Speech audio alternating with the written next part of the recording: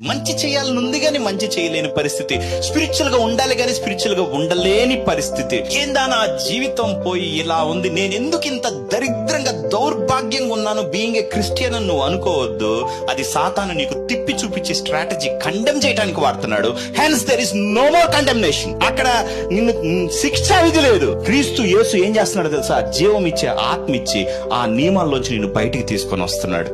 Okay, అందుకని నువ్వు defeated గా, ఓడిపోయినట్టుగా, కుంగిపోయినట్టుగా కన్నపడతావు, ఆ పరిస్థితుల్లోనే ఉంటావు. బికాస్ నీ ఫ్లెష్ లో భయాలు, బలహీనతలు, పాపం, చెయ్యలేను, సోమర్తనం, there are so many things. ఏం డబ్బా నా జీవితం అనుకునేది. అక్కడే నువ్వు ఎక్కడ ఇరకాటంలో పడ్డావో, అర్థం కాని స్థితిలో పడ్డావో, దట్ బికమ్స్ యువర్ ఫ్రూట్. ఆ జంక్షన్ దగ్గరికి వస్తారు అందరూ, వచ్చి నా వల్ల కాదని దేవుడు వద్దనుకొని వెళ్ళిపోతారు ఎంతో మంది. ఆ పాయింట్ కి వచ్చిన పరిశుద్ధాత్మ నిన్ను ఆ పాయింట్ కే ప్రతిసారి నడిపిస్తాడు. ఎందుకంటే తను ఫలించాలనుకుంటాడు. ఆత్మ ఫలమేమనగా ప్రేమ, ఎవ్రీథింగ్.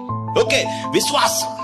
ఆ విశ్వాసాన్ని బయటికి తీయాలంటే ఆ పరిస్థితిలోకి నేను తీసుకొని వెళ్ళాలి. నువ్వు ఎప్పుడైతే అట్లాంటి tough times in your flesh నువ్వు ఎదుర్కొంటావో, నీలో నుంచి జీవం బయటికి తీయాలనుకుంటాడు. ఆ ఫలము ఫలించటానికి అక్కడికి తీసుకెళ్తాడు.